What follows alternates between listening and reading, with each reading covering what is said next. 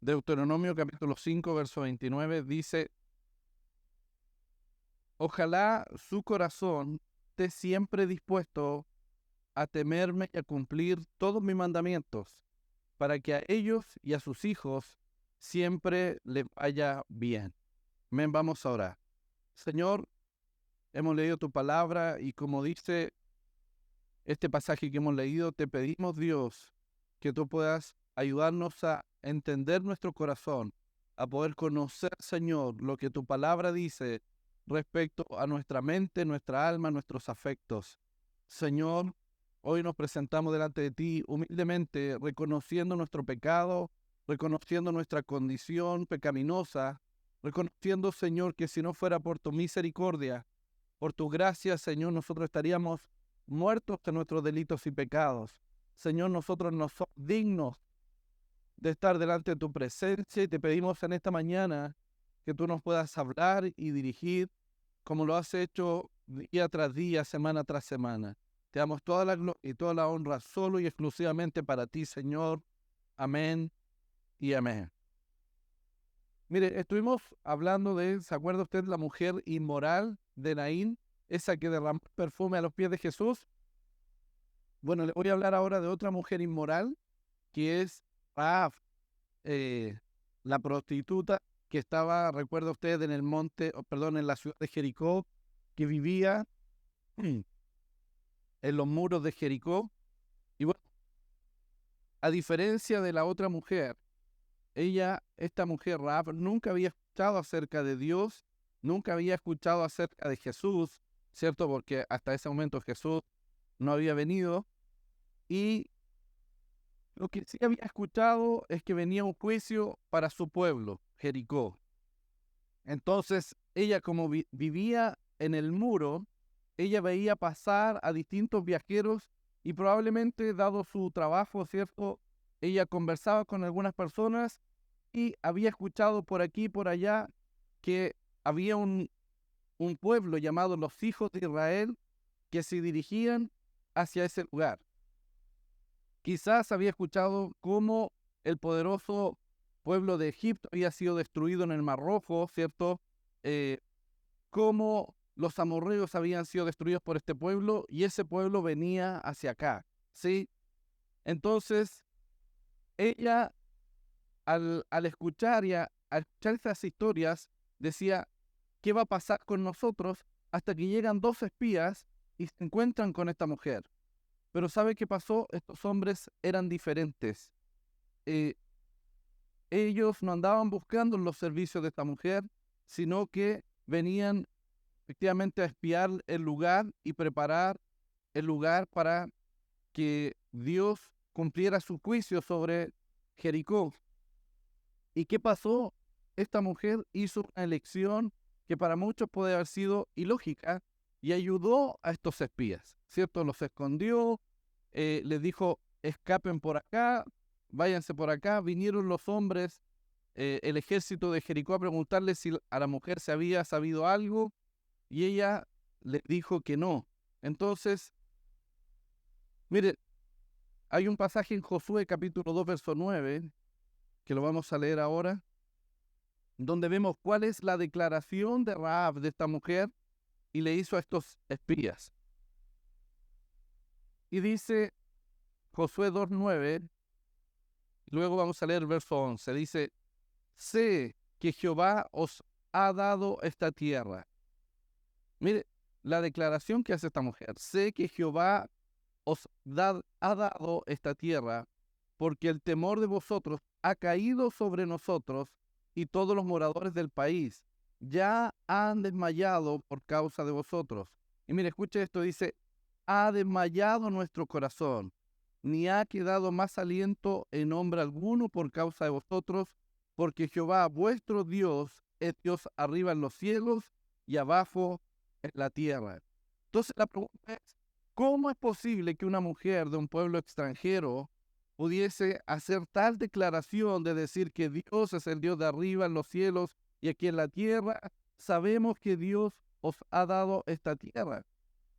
Bueno, algunos podrían decir: es que esta mujer está siendo prevenida, ¿cierto? Quizás Ella no lo sabía quién era Dios, solo buscaba protegerse, solo por si acaso. Pero si esto fuera la razón de por qué esta mujer actuó así, la pregunta es ¿por qué arriesgar su vida cuando vinieron los hombres de Jericó a preguntarle por estos espías? ¿Cómo sabía ella que Dios, el Dios de Israel, era el Dios verdadero? Y la verdad que la respuesta a cada una de esas preguntas no la sabemos. Pero lo único que podríamos decir en base a la evidencia que hay en la palabra es que Dios se le había revelado a su corazón. Mire, esta mujer, Rahab, es una de las mujeres más sorprendentes en las Escrituras. Quizá usted dice, uy, nunca había escuchado a esta mujer. Pero mire, en Hebreos, cuando habla de los héroes de la fe, solo hay dos mujeres que están en esta lista y una de ellas es Rahab, ¿ya? Entonces, esta mujer, para que usted sepa, se casó con un hombre llamado Salmón, que era un líder de Israel, y ella fue la madre de Boz, esa que se casó con Ruth, ¿cierto? Y Ruth fue la madre de Obed, que fue el padre de Isaí, que fue el padre del rey David. Esa es Rahab. Y ya sabemos que de la descendencia de David nació el Salvador, ¿sí? Esta es Rahab.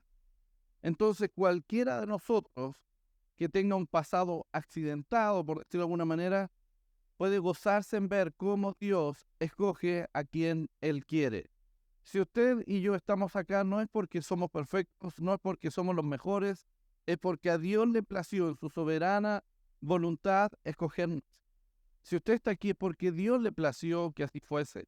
Y esa es la actitud que nosotros debemos tener.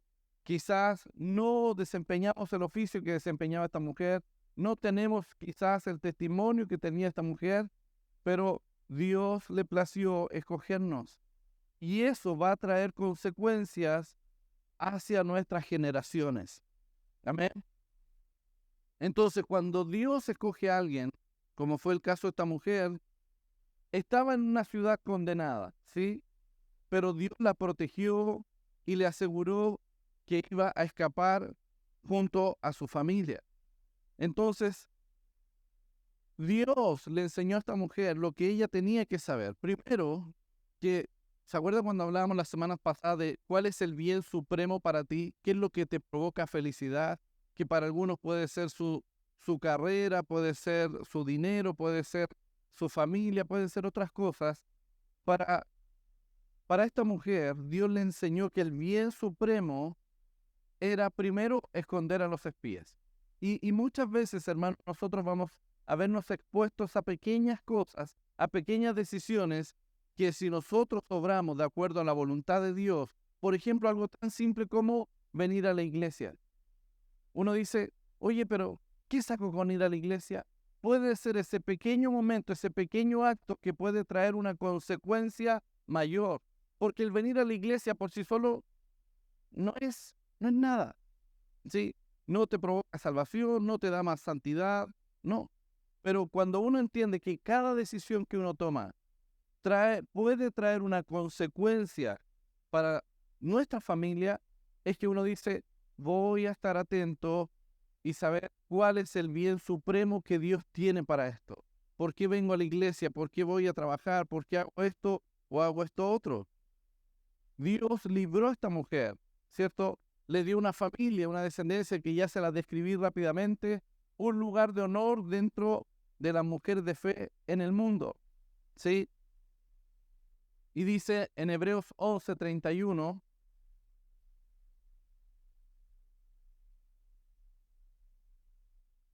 por la fe, la prostituta Rahab no murió junto con los desobedientes, pues había recibido en paz a los espías. Entonces, ¿por qué Rahab actuó así? Es porque Dios se lo había revelado a ella. ¿Cómo? En su mente había conquistado su corazón y había puesto fe en ella.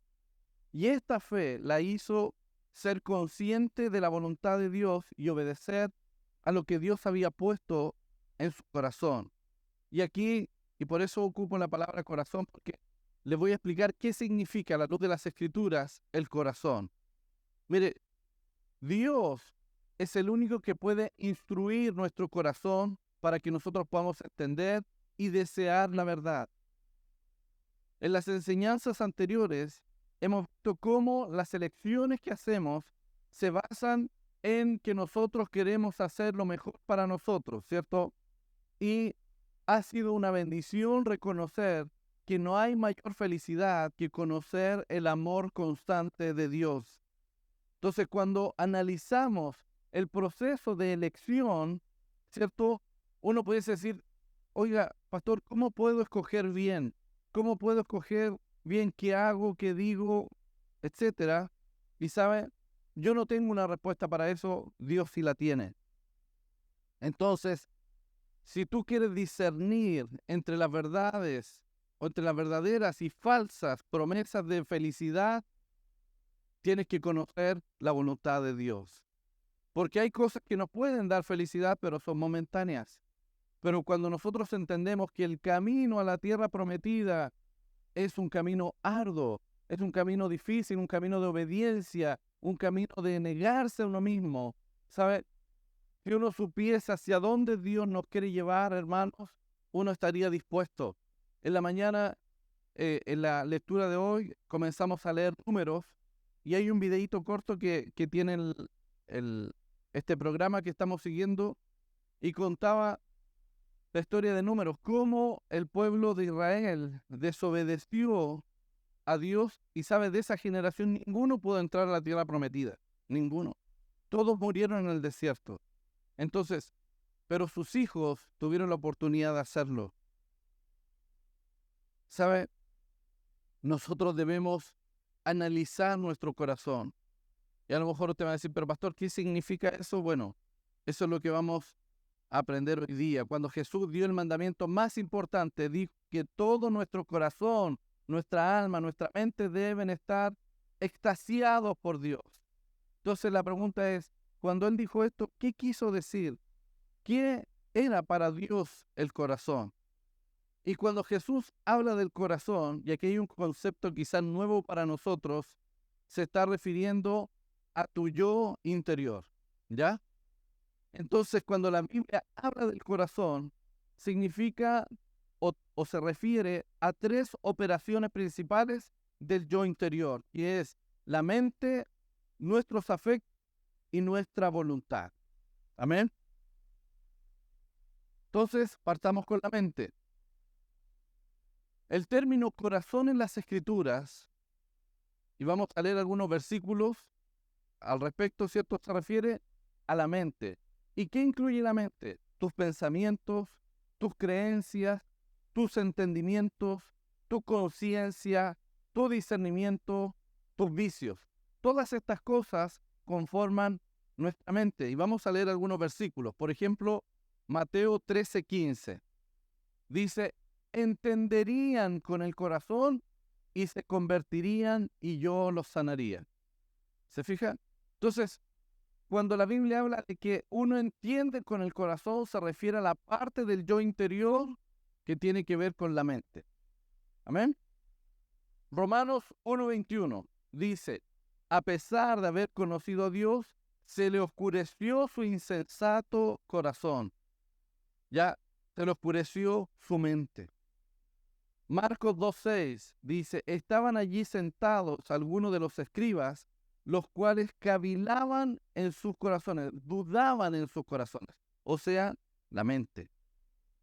Lucas 24:38, ¿por qué estáis turbados y vienen a vuestro corazón estos pensamientos? ¿Se da cuenta? Ahí está hablando de esa parte del yo interior que la Biblia lo define como corazón, se refiere a la mente. Primera de Reyes 3:12 dice, te daré un corazón sabio y prudente.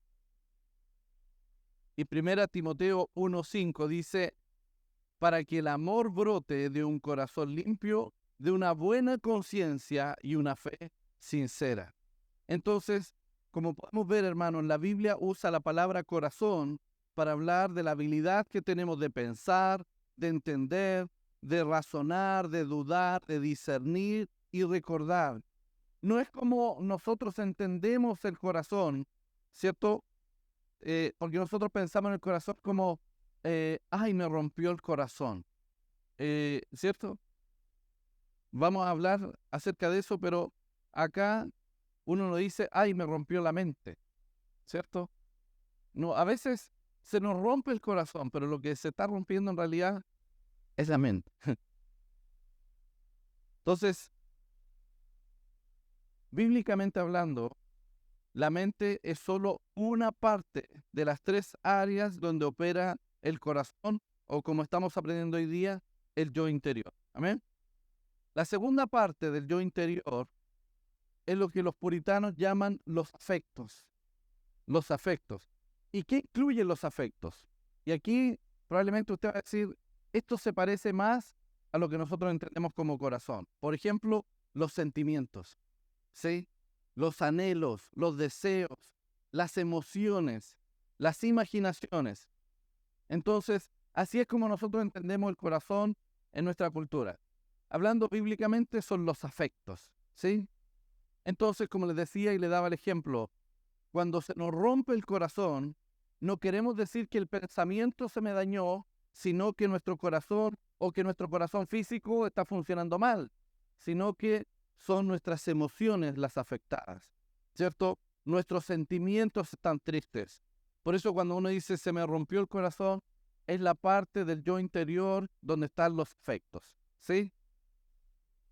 Leamos algunos versículos que usan esta referencia de los afectos. Salmo 24 dice que te conceda lo que tu corazón desea. Ahí están los afectos. Que haga que se cumplan todos tus planes. No te dejes llevar por el enojo que solo abriga el corazón del necio. ¿Sí? Eclesiastés 7:9. Deuteronomio 28:47 dice, por cuanto no serviste a Jehová tu Dios con alegría y con gozo de corazón. Significa que el gozo no está aquí, está en los afectos. Dice 1 Samuel 1:8, ¿por qué lloras y por qué está afligido tu corazón? Son los afectos. Isaías 35:4, digan a los de corazón temeroso, sean fuertes, no tengan miedo. Los miedos se mueven en los afectos, ¿sí? Josué 14:8, hicieron desfallecer el corazón del pueblo. Santiago 3:14, pero si ustedes tienen envidias amargas y rivalidades en el corazón, se va entendiendo cómo el corazón tiene distintas funciones dentro del yo interior. Eclesiastés 11:9 dice, siguen los impulsos de tu corazón. Salmo 73:7, logran con creces los antojos del corazón. Y por último, Hebreos 12:3 dice, considerad pues a aquel para que no os canséis ni os desaniméis en vuestro corazón. O sea, cuando uno está desanimado es la parte del yo interior donde están los afectos, las emociones, ¿sí? Entonces, podemos ver que la Biblia, cuando habla del corazón, en este sentido, habla de donde se alojan las emociones, los anhelos, los deseos. Entonces, cuando hablemos de afectos, estamos hablando de eso, ¿sí? Ahora, ¿por qué es importante que entendamos esta diferencia, hermanos? Es porque en los afectos, por ejemplo, es los que influyen en nuestra adoración. ¿Le ha pasado a usted que usted sabe que tiene que orar, pero de repente no tiene ganas de hacerlo? Porque su mente entiende que usted tiene que orar, pero a veces nuestras emociones, nuestros afectos, y eso involucra a todo, están heridos, ¿cierto? Y de repente viene una sensación que uno dice, es que, ¿sabes qué?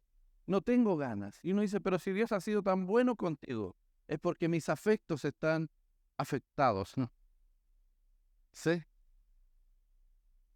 Y tercero, la voluntad. La tercera parte en la que nuestro corazón funciona es la voluntad. Y es la parte del yo interior que, escuche, escoge o determina qué acción tomamos, ¿sí? Entonces yo puedo pensar que algo es correcto, mis afectos pueden motivarme o no, porque de repente uno, por ejemplo, cuando uno se levanta a trabajar, de repente no siempre está el mismo afecto para hacerlo, ¿cierto?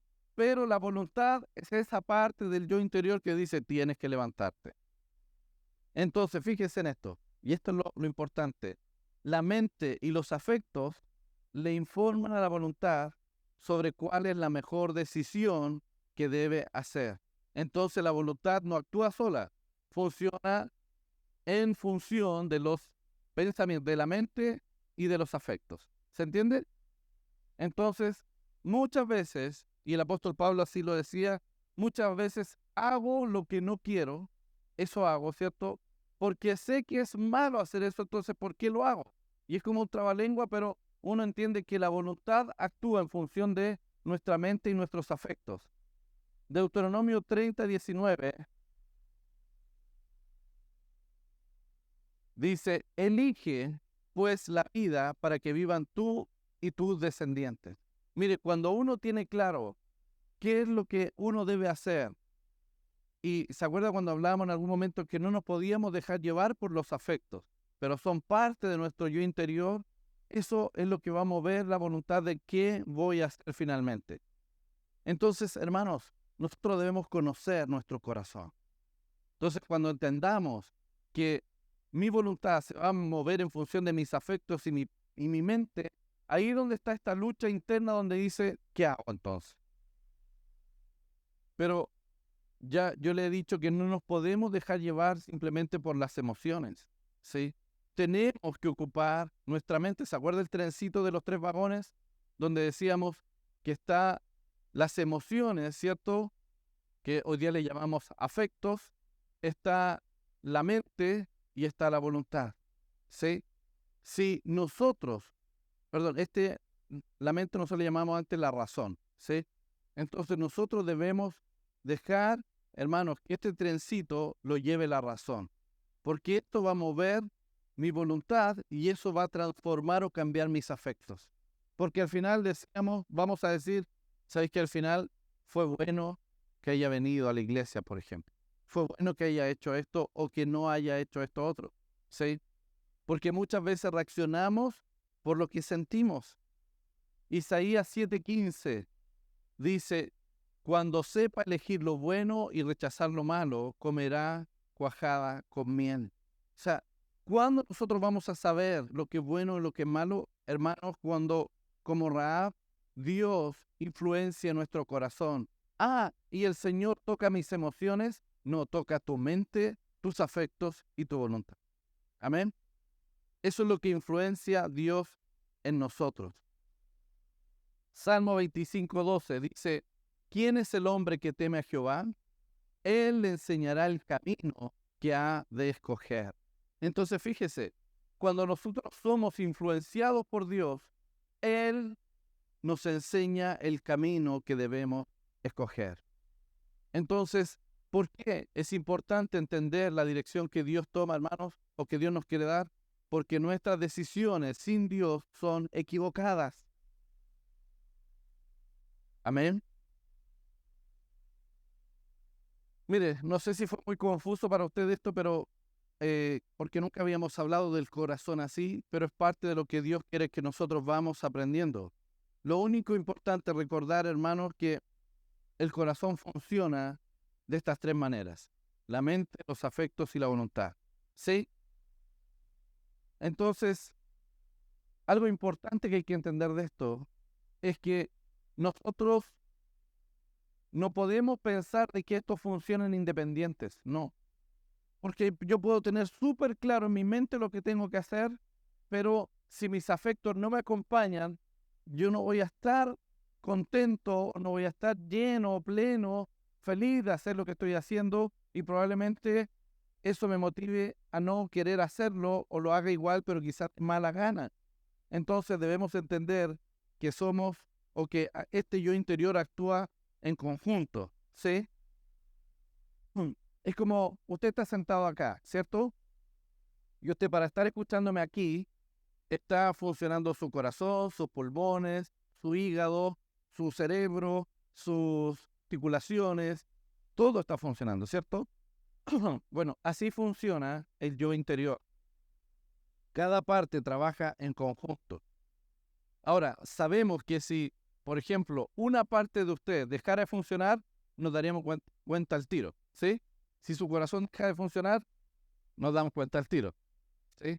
Bueno, es lo mismo, hermanos, cuando nuestra mente o nuestros afectos o nuestra voluntad deja de funcionar, uno se da cuenta al tiro.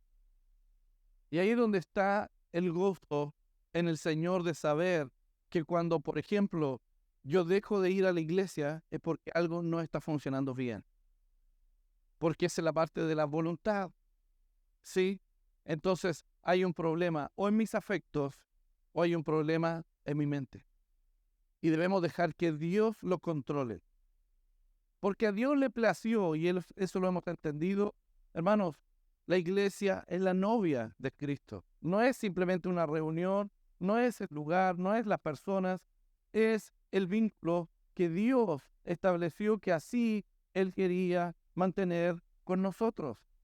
Por eso no es suficiente la relación personal que nosotros podamos tener en casa, que es importante sin duda, pero esto también es importante. Amén.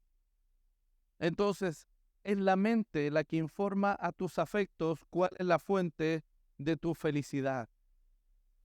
Tus afectos se lo imaginan, lo hacen que lo anheles y ahí aplican a que tu voluntad despierte para que tú puedas escoger lo que quieres hacer.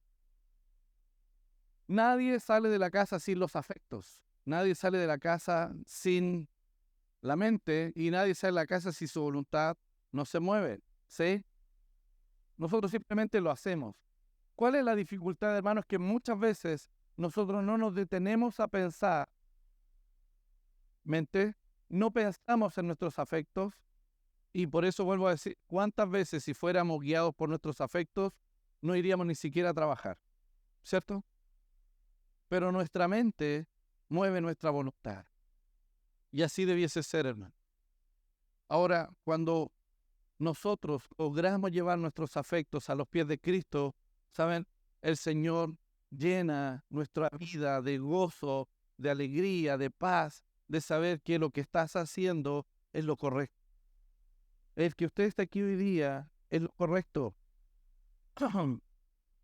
Mire, en Hebreos capítulo 11, los tres aspectos del corazón aquí se tratan acerca de Moisés. Lo vamos a leer ahora. A ver si lo podemos identificar. Hebreos capítulo 11, verso 24 al 27.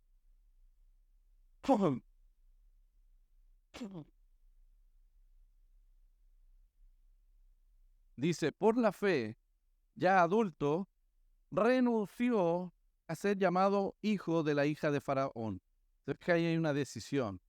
Prefirió ser maltratado con el pueblo de Dios a disfrutar de los efímeros placeres del pecado. Consideró que lo oprobio por causa del Mesías era una mayor riqueza que los tesoros de Egipto porque tenía puesta la mirada en la recompensa. Por la fe salió de Egipto sin tenerle miedo a la ira del rey, pues se mantuvo firme como si estuviera viendo al invisible. ¿Se da cuenta cómo la mente, los afectos y la voluntad de Moisés interactuaron en su fe? Su mente contempló o consideró las desgracias, ¿cierto? Y él dijo, ¿qué es mejor? ¿Que nos quedemos en Egipto o que vamos al desierto? Sus afectos anhelaban la felicidad que su mente calificaba como un placer mayor que proveía el pecado en Egipto. Él en su mente imaginó, ¿cierto?, el futuro y pudo visualizar la recompensa que Dios tenía para ellos. Entonces su mente informó a sus afectos de que la recompensa por salir era mayor, entonces que no se quedaran en Egipto. ¿Quién influenció todo eso, Moisés? Dios. Entonces fíjese, hermano, cómo Dios puede influenciarnos en nosotros y puede llevar a una nación esclava a una tierra prometida. Entonces fíjese, Moisés pensó, sintió, deseó y actuó. ¿Sobre qué? Sobre la creencia de que lo que Dios tenía para este pueblo, la promesa que Dios había dado a Abraham antes, iba a tener su cumplimiento. Entonces, finalmente su voluntad fue movida y renunció a ser llamado hijo de la hija de Faraón. Él por sí solo estaba bien, pero todo este yo interior, influenciado por este encuentro con Dios en el desierto, lo llevó a, de alguna manera, a no pensar solo en él. Porque esto es lo glorioso, hermano, también de la iglesia. Porque si uno pensara en uno mismo, oiga, yo tengo mis tiempos personales y no me importa nada más. Y si fuese así, ¿sabe? Eh, ¿Estaríamos haciendo la voluntad de Dios? ¿Lo entiende? Entonces, ¿por qué existe la iglesia y por qué sirvo en la iglesia? Porque Dios mueve mis afectos, mueve mi voluntad, mueve mi mente para hacer su voluntad. Recuerde, hermano, y se lo reitero de nuevo, esto no se trata de nosotros, se trata de Dios. Entonces, fíjese, el corazón de Moisés, es decir, la mente, las emociones, su voluntad, actuaron juntas, dirigiendo, ¿cierto? ¿Qué cosa? Llevar al pueblo a la adoración. ¿Se acuerda que eso era lo que Moisés le decía a Faraón? Deja salir al pueblo que adore a Dios. Entonces, él vio que había una mayor felicidad que estar en el palacio de Faraón e ir a adorar a Dios. Entonces, cuando ya finalmente llegan al monte Sinaí y Dios le entrega la ley a Moisés, Moisés había decidido que Jehová sería su Dios. Entonces, claro, alguien podría estar pensando, hoy si yo tan solo pudiese identificar cuál es el pensamiento hacia Dios, o aprender a desearlo, decretarlo y después escogerlo, oiga María, todo me saldría bien. No, hermanos, Dios permite que pasemos por desiertos. Dios permite que aprendamos a depender de Él. Que tú no puedes hacer nada con tu fuerza, por mucho que lo desees, lo anheles, lo visualices. Es Dios el que puede abrir o puede cerrar una puerta. Es Dios el que maneja los tiempos. Y aunque a veces nuestros afectos se vean afectados porque las cosas se demoran más de lo que uno quisiese, ¿sabe? Uno tiene que aprender a depender de Dios. Y yo no le hablo desde la posición del que controla todos sus afectos y todas sus emociones. No, yo también estoy en ese proceso de entender los tiempos de Dios. Entonces, mire, es verdad que Dios nos llama a aprender y abrazar la verdad en nuestra mente, ¿cierto? Todo lo que hemos aprendido se aloja en nuestra mente. Pero qué glorioso es cuando eso empieza a mover mis emociones y digo, Señor, tu palabra dice que tú eres mi pastor y nada me va a faltar. Y eso me da paz en mis afectos. Y eso mueve mi voluntad a confiar en el Señor y a no desesperarme. Pero muchas veces, hermanos, y ese es nuestro problema, es que muchas veces queremos hacer las cosas sin la ayuda de Dios. Agustín de Hipona dijo, da lo que tú mandaste, ordena lo que tú quieras. Si nosotros llegásemos, hermanos, a entender que el Señor nos da lo que Él quiere darnos y se hace lo que Él ordena, ¿saben? Nuestra actitud sería diferente. Pero nosotros mismos, por sí solos, y, y entienda esto, y creo que ya lo vamos entendiendo con mayor claridad, nosotros por nuestra propia fuerza no podemos cambiar nuestro corazón. Entonces, ¿qué podemos hacer cuando somos confrontados a una enseñanza como esta? Señor, transfórmame. Señor, cambia mi yo interior. Que mi mente sea gobernada por ti, que mis afectos sean gobernados por ti y que mi voluntad sea gobernada por ti. Amén. Entonces necesitamos el poder de Dios para enseñar, para inclinar y dirigir nuestros corazones a Él. Porque no se trata de que seamos unas marionetas, sino que Dios nos quiere enseñar, esto es lo que debes pensar. En todo lo bueno, en todo lo justo, en todo lo amable, en todo lo de buen nombre, si hay virtud una, en Él, en esto pensar. Palabra de Dios. Entonces nosotros por lo general pensamos todo lo contrario. ¿Sí o no? ¿Se ha fijado cuando A propósito del, del desastre, ¿cierto?, que ha pasado en Viña del Mar, ¿qué pasó con estas personas con las cuales su familia no se podía comunicar? Sino que pensaban lo peor, ¿cierto? Entonces, nuestra mente es llevada a pensar lo peor. Aunque la Biblia diga, piensa en todo lo bueno, pero es que mi esposa, mi familia, mi padre, mis hijos no sé nada de ellos, piensa a lo mejor. ¿Sí? ¿Se da cuenta, hermanos? Entonces, nuestra naturaleza pecaminosa nos lleva a pensar mal. Oye, ¿por qué me ayuda? Algún interés debe tener, ¿cierto? Que el Señor nos ayude. Entonces, cuando nosotros reconocemos que tenemos un problema en el corazón, en el yo interior, tenemos una misión por la que luchar en la vida. Mire, hermanos, algo que hemos aprendido en este tiempo, y yo he tratado de graficarlo así como que, oiga, la salvación sin duda es lo más importante, pero no es lo único que nosotros debemos hacer. Debemos, por ejemplo, en nuestro día a día buscar la santidad, ¿sí o no? Porque muchas veces nosotros pensamos que lo único que teníamos que hacer era buscar la salvación. Pero, hermano, ¿y la santidad? Sin santidad nadie verá al Señor. Entonces nosotros tenemos una lucha constante. ¿Contra qué? Contra el pecado. Pero si, pastor, ya somos salvos. Sí, pero cuidado. Porque en la medida que tú vas aprendiendo y el Espíritu Santo te va mostrando cómo debes actuar como hijo de Dios, tenemos una lucha constante. Amén. Jeremías habló así de la enfermedad del corazón. Jeremías 17:9.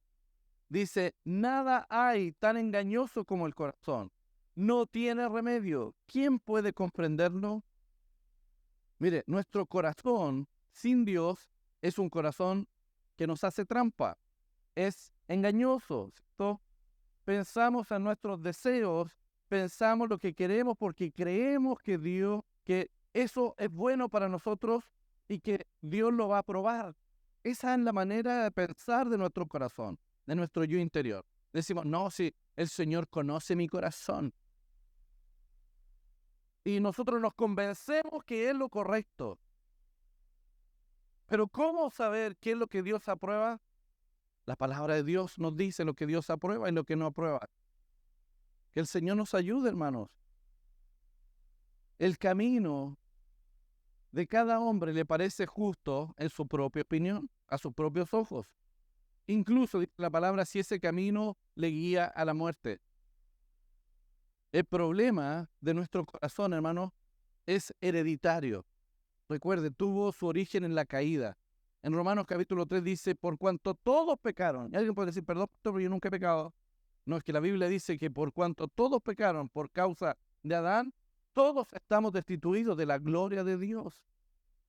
Entonces, desde Adán, todas las personas han tenido este mismo problema. Todos tenemos esa naturaleza pecaminosa. Porque, por ejemplo, pensemos en esto, hermanos. Adán y Eva pecaron, sabemos la historia, ¿cierto? Le hemos dado harta vuelta al tema, han quedado bien expuestos, pero resulta que ellos tienen hijos, ¿cierto? Caín y Abel. ¿Y qué pasó con Caín? Mató a su hermano, ¿cierto? ¿Y por qué? ¿Es porque comió del fruto también? ¿Es porque le habló una serpiente? Es porque ya su naturaleza había cambiado, porque su yo interior estaba contaminado y porque él pensó y dijo, esto es lo correcto. Y más encima el contexto era una ofrenda, hermano. Aquí yo no voy a sacar una enseñanza del sombrero para que ofrende, o si no lo van a matar. No, no, hermanos. La naturaleza de Caín había cambiado por causa del pecado de sus padres. ¿Sí? Entonces, la Biblia enseña que todos tenemos una naturaleza pecaminosa. ¿Se acuerda cuando antes pensábamos que los niños, los bebés, tan bonitos, el hijo del Diego con la Dani, ¿cierto? Tiene naturaleza pecaminosa, chiquito. Y va, mire, esperen a que aprenda a hablar y va a decir mentiras al tiro. No es porque los vea a ustedes, no. Si ustedes no mienten, ustedes se tratan súper bien. Entonces uno dice, pero ¿quién le enseñó? ¿Cuánto le ha dicho a su hijo? ¿Quién te enseñó eso? Yo me acuerdo cuando éramos niños, una de mis hermanas llegó diciendo garabato a la casa.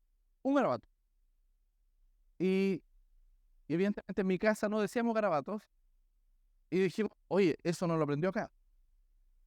Entonces, ¿y se ha fijado esa gente que se aleja de Dios y empieza a hablar a garabatos? Y uno dice, oye, ¿y por qué? Es como algo que estaba ahí guardado, ¿cierto? Porque de repente uno se aprieta el dedo con el martillo, los que ocupan martillo, y dicen, aleluya, gloria al Señor. No, ¿cierto? Porque nuestra naturaleza es así. Mire lo que dice en Génesis 6:5. Todos sus pensamientos tendían siempre al mal. Salmo 51:5. David diciendo, yo sé que soy malo de nacimiento, pecador me concibió mi madre. Oigan, la Biblia lo está diciendo. Eclesiastés 9:3. Además, el corazón del hombre rebosa de maldad. La locura está en su corazón toda su vida. Wow. Hermano, mire, si usted se alejara de Dios, esa naturaleza empieza a obrar nuevamente. Por eso, lo mejor que podemos hacer es estar cerca de Dios. Que sea su palabra en nuestra mente, que mueva nuestros afectos, ¿cierto? Y eso nos va a llevar a buscar de Dios. Mateo 15:19, porque del corazón salen los malos pensamientos. Entonces, como podemos ver, hermano, el yo interior sin Dios está lleno de engaño y de maldad. Jesús enseñó que el corazón es la fuente de donde fluyen todos nuestros pensamientos, palabras y hechos pecaminosos. Y aunque a los creyentes se nos ha dado un nuevo corazón y nuestros pensamientos y deseos han sido cambiados, todavía luchamos con el remanente de nuestra vieja naturaleza. Esa es la verdad, hermano. Porque, oiga, sería genial, como dice en 2 Corintios 5:17, porque en Cristo somos nuevas criaturas, las cosas viejas pasaron y aquí son todas hechas nuevas, ¿cierto? Oiga, nosotros creemos que tenemos una nueva naturaleza. ¿Y por qué de repente se nos escapa la moto? ¿Por qué de repente reaccionamos incorrectamente? ¿Significa que Dios no te transformó? Sí, pero hay una lucha constante que influencia nuestros pensamientos, que influencia nuestros afectos. Oiga, alguien puede ser muy amante de Dios, pero resulta que una hermana no lo salvó en la iglesia y esta persona siente inmediatamente, no me quieren aquí, ¿cierto? Y así empieza, y empieza a darle la pensadera. Que el Señor nos ayude, hermano. Continuamente debemos estar combatiendo los amores antagónicos de nuestro corazón. Cada día tenemos que escoger a quién vamos a amar más, a Dios o a nosotros mismos, o a los dioses que nosotros creamos, ¿cierto? Idolatría. La dificultad de cada una de estas elecciones, hermanos, aumenta cuando nuestros corazones nos engañan, pensando que actuar de cierta manera pecaminosa es la mejor, o quizás es el mejor curso de acción que tú puedes seguir. No, que el Señor nos ayude, hermano. ¿Se acuerda cuando los fariseos fueron a crucificar a Jesús? Fueron a acusarle. Ellos pensaron que era lo correcto, ¿sí o no? Ellos dijeron, este se está creyendo que es hijo de Dios. Hay que matarlo. Entregaron a Jesús a Pilatos, pensaron que estaban sirviendo a Dios, ¿sí o no? Oiga, estos hombres no eran indiferentes al pecado. Estaban tan interesados en cumplir con la ley de Dios que fueron donde Pilato a entregar a Jesús, ¿sí o no? Ahora, fíjese, ellos pensaban que estaban haciendo de lujo, pero en la práctica lo que estaban haciendo era cometer el peor pecado que alguien podía cometer, matar al Hijo de Dios. ¿Se da cuenta lo sutil que puede parecer? Entonces, hermanos, nuestros corazones pueden ser engañados cuando queremos seguir esto, cuando alguien te invita a esto. Pero cuando alguien te invita a esto, tú empiezas a conocer realmente a Dios. Y tu vínculo con Dios no depende de esto, depende de que tú estás conociendo cómo es Dios. Y no depende de lo que alguien te diga. Por eso hay una enseñanza que uno dice, oye, ¿cómo es posible? Porque en Nehemías 31, cuando dice, llegará el momento que ustedes no van a necesitar que nadie les enseñe, que nadie les diga lo que tienen que hacer, ¿cierto? Cuando habla del nuevo pacto, Jeremías 31 al 34, del capítulo 31, verso 31 al 34. ¿Por qué? Porque nosotros le vamos a conocer directamente. Y usted va a poder decir, este es Dios. Este es Dios. Y no simplemente lo que alguien les diga desde esta posición. Amén. Recuerde, amar cualquier cosa más que a Dios es idolatría. Y la idolatría siempre engendra un corazón engañoso. El apóstol Pablo también experimentó problemas del corazón. Romanos 7, cuando dice él mismo, con la mente yo mismo me someto a la ley de Dios. Pero él veía dentro de él otra fuerza. Recuerde, él no conocía a Dios. Él pensaba que la estaba haciendo de lujo, persiguiendo a los cristianos y matando a los de esa religión que era diferente, ¿sí? Pero resulta que él estaba siguiendo una religión y no a Dios. ¿Hasta qué? Hasta que tuvo un encuentro genuino y personal con Dios. La última persona que vio a Jesús resucitado fue el apóstol Pablo. Por eso él tiene los méritos para ser considerado apóstol, ¿sí o no? Después de eso, nadie más se puede llamar apóstol. Ay, pastor, ¿y cómo hay un predicador que yo escucho de repente que es el apóstol, no sé qué? Ese título no le corresponde. No digo que sea satánico, no. Pero se ponen apelativos que no corresponden. ¿Por qué? Porque siguen esto. No siguen esto. Porque si ellos realmente conocían a Dios, ¿usted cree que nos importa ser llamados pastores, hermanos? No, eso no nos va a salvar. ¿Me sigue, no? Me lo veo con una cara, no sé si es su mente, su afecto o su voluntad. Entonces, mire, el apóstol Pablo buscaba agradar a Dios. Él buscaba a Dios, pero iba tras el pecado. Pablo siempre luchaba porque como nosotros tenía una naturaleza pecaminosa, un corazón engañoso. Romanos 7, en el verso 24 y 25, él con desesperación gritó, soy un pobre miserable, ¿quién me librará de este cuerpo mortal? Y su respuesta fue, gracias a Dios por medio de Jesucristo nuestro Señor. La única manera en que podemos salir de este cuerpo mortal, hermano, es a través de Cristo. ¿Me entiendo? No, me refiero no salir del cuerpo, sino que dejar que este cuerpo mortal nos gobierne. Amén. Entonces, alguien podría decir, bueno, pastor, si el corazón es tan engañoso, entonces ¿para qué voy a luchar contra la idolatría? ¿Cierto? Pero ¿sabe cuál es la respuesta más contundente? ¿Por qué tenemos que luchar con nuestros pensamientos, nuestras emociones y nuestra propia voluntad? Es porque Dios lo ordena, punto. ¿Cómo vamos a amar al Señor nuestro Dios con todo nuestro corazón, con toda nuestra alma y toda nuestra mente si no combatimos las costumbres que hacemos cotidianamente? Mire, esta lucha contra el pecado en nuestro corazón es tan linda porque en la medida que nosotros vamos luchando, vamos encontrándonos con Dios y vamos identificando, esto era la voluntad de Dios, este era el propósito de Dios. ¿Se da cuenta? Es menos de nosotros y más de Dios. Amén. Cuando estamos en esta lucha contra el pecado en nuestro corazón, aprendemos a valorar el gran precio que Jesús pagó por nosotros, hermanos. ¿Y por qué es necesario luchar? Porque en esta lucha aprendemos a confiar en Él. Desconfiamos de nosotros mismos, odiamos el pecado, amamos la santidad, cultivamos la humildad y anhelamos el cielo.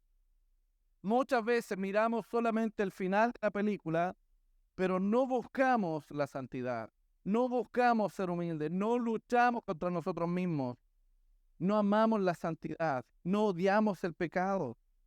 Y en medio de todo esto, aprendemos algo, hermano. El gozo que se siente obedecer a Dios y la felicidad que se encuentra solamente en amar a Dios. Por eso yo te digo de parte del Señor, refúgiate en Dios ¿Para qué? Para que nadie te pueda engañar, que tu corazón esté escondido en Él. 1 Samuel 16, verso 7, dice, la gente se fija en las apariencias, pero yo me fijo en el corazón. 1 Crónica 28, 9, pues el Señor escudriña todo corazón y discierne todo pensamiento.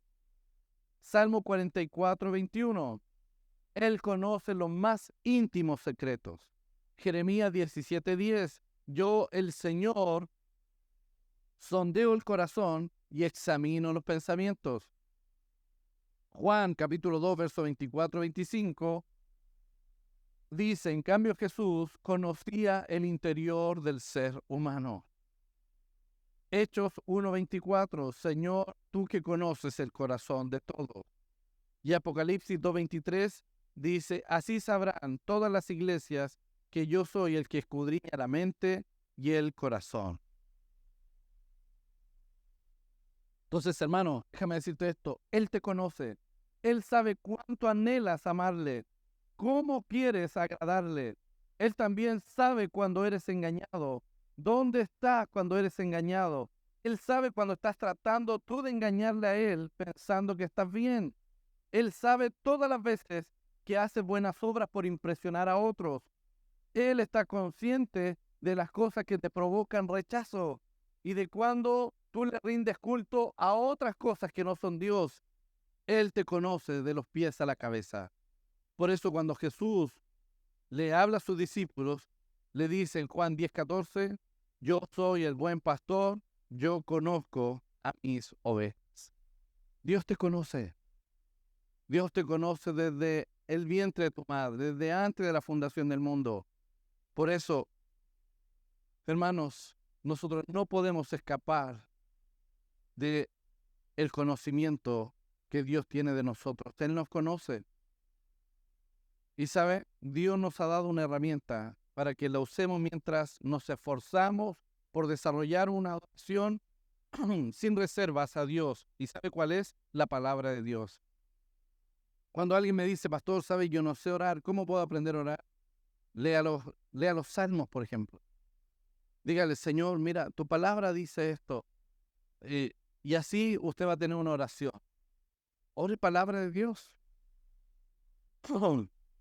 La palabra de Dios es viva, es eficaz, es poderosa y más cortante que espada de dos filos, dice, ¿cierto?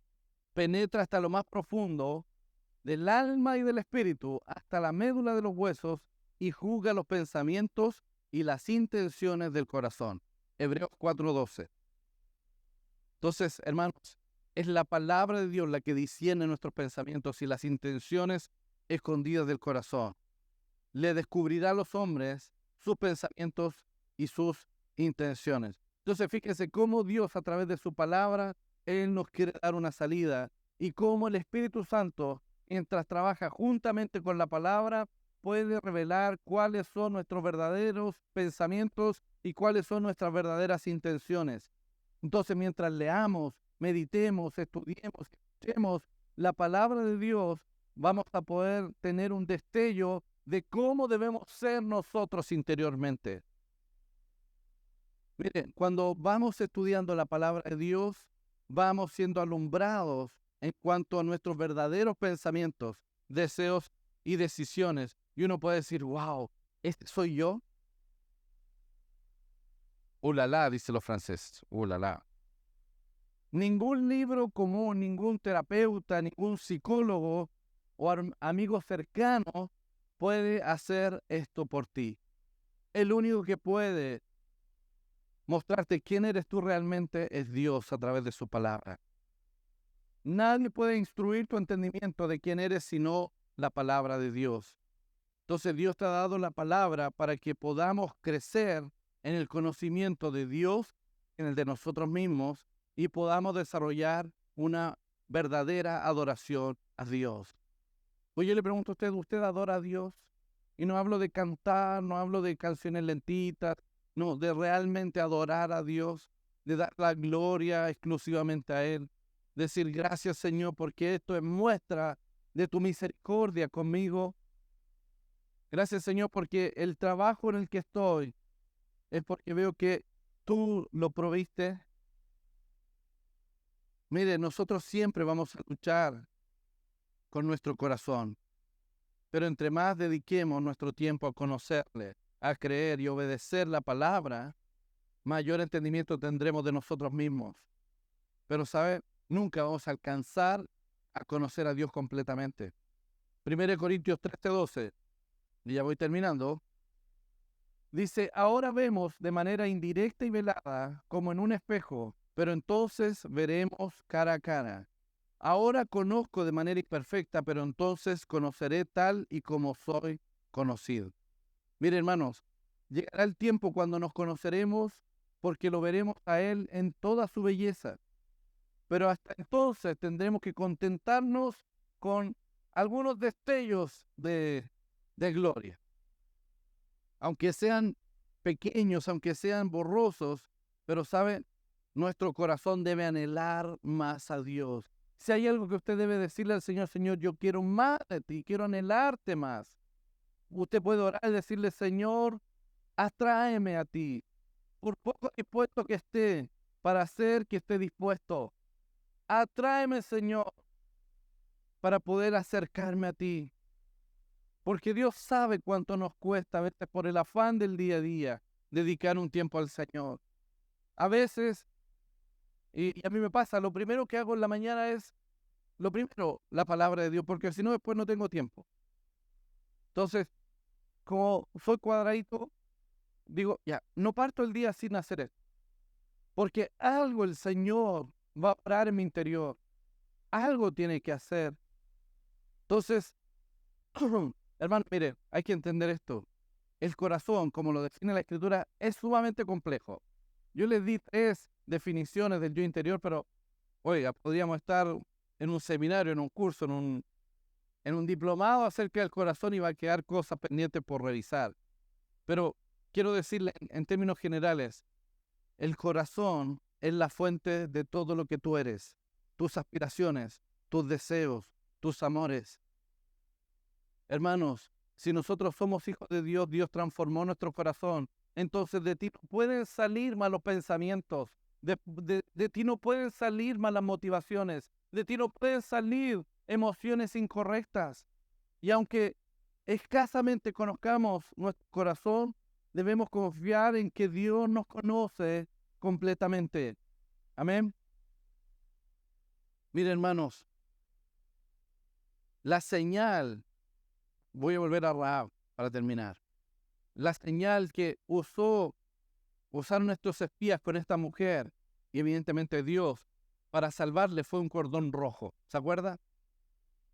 Entonces, ella tenía que colgar por su ventana un cordón rojo. Ahora, nosotros, como le decía, no sabemos cómo Dios obró en el corazón de Rahab, pero cuando los espías le dijeron que atara este cordón rojo a la ventana para su seguridad, oiga, quizás ellos recordaron cuando les enseñaron que cuando el pueblo de Israel salió, marcaron sus puertas con la sangre, ¿cierto?, de los animales. Entonces, así como la sangre, esa marca de sangre, protegió a los israelitas, ¿cierto? Este cordón rojo iba a ser la señal que Dios iba a salvar a esta mujer y a su familia, ¿cierto? Entonces, hermanos, nosotros en este tiempo no tenemos que marcar las puertas de nuestra casa, no tenemos que usar un cordoncito rojo que de repente gente ocupa. Tenemos la sangre de Cristo que fue derramada en la cruz y nos dio salvación y nos dio libertad de la esclavitud, del pecado. Entonces, hermanos, debemos confiar en que la muerte de Cristo fue suficiente. Y si nosotros creemos en el sacrificio de Cristo, hermanos, no necesitamos hacer nada más que conocerle más, agradecerle, servirle. Amén. Ese mismo Dios que salvó a Rahab y a su familia es el que hoy día nos promete que va a estar obrando en nosotros hasta perfeccionarnos, hasta que estemos perfectos. Aún no lo estamos, pero llegará el día, hermano, que Dios lo haga. Entonces, nosotros debemos entender que estar a los pies de Cristo, ser salvados por este precio de sangre, hermano, nos da una seguridad eterna. Y que Dios es inmutable y que si Él nos ha prometido, Él no lo va a cambiar, Él no puede mentir. Entonces, hermanos, aunque venga la ansiedad, aunque vengan los pensamientos, aunque vengan las dudas, hermanos, nosotros debemos confiar en que la palabra de Dios nos promete que Dios pagó por nuestra libertad. Que cuando venga el juicio, los que estuvieron marcados con esta sangre, los que tuvieron este cordoncito rojo como Rahab, van a ser salvos del juicio. Amén. Entonces, ese es el privilegio que nosotros tenemos de poder descansar en la obra de Cristo y en la promesa de Dios. Entonces, no nos inquietemos, hermanos. Cristo ya hizo su parte. Entonces, así como Dios iluminó, guió, influenció a Rahab, Él nos puede iluminar, influenciar y guiar a nosotros. Amén. El gozo nuestro, la paz nuestra, la vamos a encontrar exclusivamente en que Cristo cumple sus promesas. Nuestro Dios cumple sus promesas sobre tus hijos, sobre tu familia, sobre tu vida. Todo el Señor lo tiene cubierto, aleluya. ¿Por qué? Porque Dios es perfecto en amor, Dios es perfecto en justicia, Dios es perfecto en misericordia, Dios es perfecto en poder y no hay nadie que pueda contra Él. Amén. Esa es nuestra confianza y nuestro corazón se lo rendimos a Él. Amén. Póngase en pie, vamos a orar.